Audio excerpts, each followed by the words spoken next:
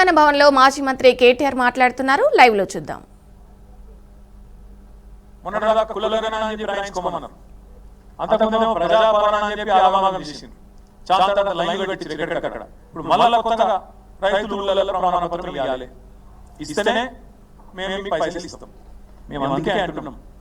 ఆనాడు కేసీఆర్ గారేమో రైతును శాసించే స్థాయికి తీసుకొచ్చిండు. రైతు శాసించాలి, ప్రభుత్వ అధికారులను కానీ, వ్యవసాయ శాఖను కానీ, రెవెన్యూ శాఖను కానీ రైతు శాసించేటట్టు ఉండాలని కేసీఆర్ గారు కలలు కన్నారు.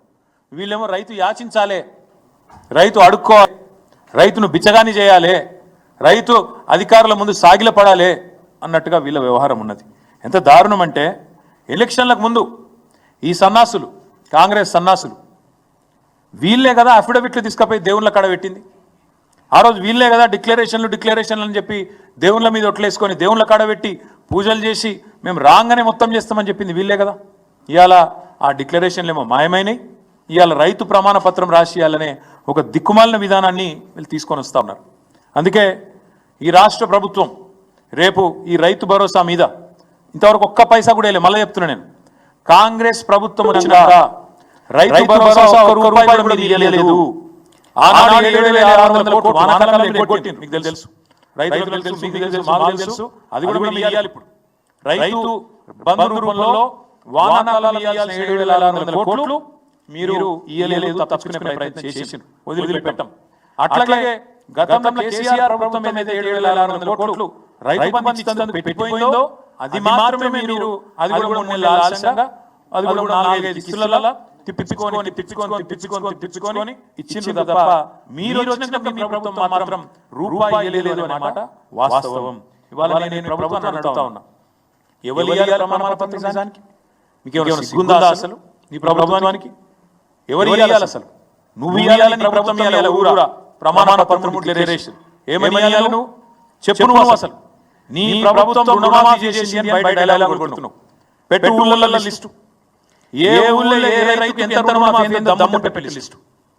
ఏ ఊళ్ళో ఏ రైతుకు నీ ప్రభుత్వం ఎంత రుణమాఫీ చేసి, ఎన్ని ఎకరాలు చేసింది, ఎన్ని లక్షలు చేసింది పెట్టు దమ్ముంటే ఊళ్ళో పంచాయతీ కాడ, గ్రామ పంచాయతీ ఆఫీస్ కాడ మొత్తం లిస్టు పెట్టు. ఎవరికి కూడా. రెండవది, ఏమి ఇవ్వాలి నువ్వు? డిక్లరేషన్ నువ్వు ఇవ్వాలి, ప్రభుత్వం ఇవ్వాలి. ఏమి ఇవ్వాలి చెప్పాలి. నువ్వు ఈ ఊరిలో ఎంతమంది భూ యజమానులు ఉన్నారు, ఎంతమంది కౌలు రైతులు ఉన్నారు, రేపు నువ్వు భూ యజమానులకు రైతు భరోసా ఇవ్వబోతున్నావు, ఎట్లా నువ్వు కౌలు రైతులకు ఇవ్వబోతున్నావు లిస్టు పెట్టు. డిక్లరేషన్ మూడో డిక్లరేషన్ వేయాలి. ఏ ఊర్లో బోనస్ ఎంతమంది ఇచ్చినావు పెట్టు. ఏ ఊర్లో కాంటా ఎంత పెట్టినావు, ఏ ఊర్లో ఎంత కొనుగోలు చేసినావు, ఎంత జోకినావు, ఎంత కొన్నావు, ఎంతకు నువ్వు పైసలు తిన్నాయి పెట్టు లిస్టు. అట్లే ఇంకోటి పెట్టాలి లిస్టు. నువ్వు ఏ ఊర్లో రైతు కూలీలు ఎంతమంది ఉన్నారు, ఎంత ఎవరికి ఎంత బాకీ పడ్డావు ఒక లిస్టు పెట్టు. డిక్లరేషన్ ఇవ్వాల్సింది రైతులు కాదు, ప్రమాణ పత్రం ఇవ్వాల్సింది రైతులు కాదు. ఇవాళ ఇమానం తప్పిన ప్రభుత్వం ఇవ్వాలి, నీతి తప్పిన బేయిమాన్ ప్రభుత్వం. మీరు ఇవ్వాలి ప్రమాణ పత్రం రైతులకు. ఊరికి లిస్టు పెట్టు. పెద్దలు ఓ సామెత చెప్తారు, ఒక కుక్కను చంపే ముందుగా దానికి పిచ్చి కుక్క అని ముద్రేయాలి. అట్లయితే దాని సంపూడు అల్కగా అవుతుంది. రైతు బంధు పథకాన్ని కూడా బొందబెట్టే ప్రయత్నం ఈ ప్రభుత్వం చేస్తుంది. ముమ్మాటికి నేను మా పార్టీ తరఫున ఆరోపణ చేస్తా ఉన్నా.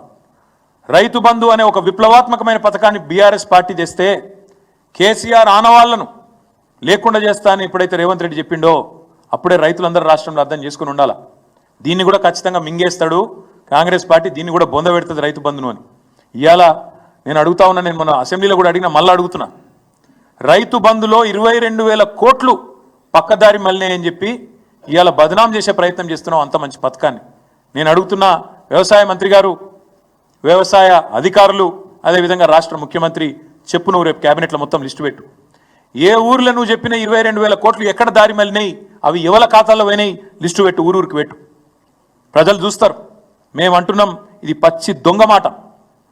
22,000 కోట్లు దుర్వినియోగమైనాయని చెప్పి నువ్వు మాట్లాడుతున్న, నీ ప్రభుత్వం మాట్లాడుతున్న మాట చెత్త మాట, దొంగ మాట. ఎందుకంటున్నా అంటే, నేను అడిగిన వ్యవసాయ అధికారులను మాట్లాడినా, 7 వచ్చిందా ఈ నెంబర్ అని అడిగిన. వాళ్ళు ఏం చెప్పారు ఎరికేనా? సార్ ఏం లేదు సార్, ఇప్పుడు పత్తి రైతుంటాడు, కంది రైతుంటాడు, చెరుకు రైతుంటాడు, పసుపు రైతుంటాడు, పోడు భూములు చేసుకునే రైతులు ఉంటారు, వీళ్ళెవ్వరికి కూడా రెండో పంట పండదు సార్. ఆ రెండో పంట ఏదైతే పండలేదో దాన్ని కూడా ఇళ్ళకే నూకినాం అంతా కలిపి. రెండో పంట పండకపోయినా మీ ప్రభుత్వం ఉన్నప్పుడు మీరేం చేసిండ్రు? ఎందుకంటే పత్తి రైతు 8-9 నెలల పంట, అది మిర్చి రైతు 8-9 నెలల పంట, కంది రైతు 8 నెలల పంట. రెండో పంట వేసేందుకు అవకాశం లేదు. పసుపు, చెరుకు, అట్లాగే పోడు, వీళ్ళెవ్వరు కూడా రెండో పంట వేసుకునే ఆస్కారం లేదు. అయినా రైతు మంచిగా ఉండాలన్న ఉద్దేశంతో మా ప్రభుత్వంలో ఆనాడు మేము వాళ్ళందరికీ రెండో పంటకు కూడా పైసలు వేసినాం. పత్తి 44 లక్షలలో వండుతుంది, 44 లక్షల ఎకరాలలో వండుతుంది. కంది 7-8 లక్షల ఎకరాల్లో వండుతుంది. మిర్చి 6-7 లక్షల ఎకరాలు వండుతుంది. అదేవిధంగా మన చెరుకు, అదేవిధంగా పసుపు 2.5-3 లక్షల ఎకరాలు వండుతుంది ఇవాళ తెలంగాణలో. మరి వీళ్ళందరికీ రేపు ఎగ్గొడతావా?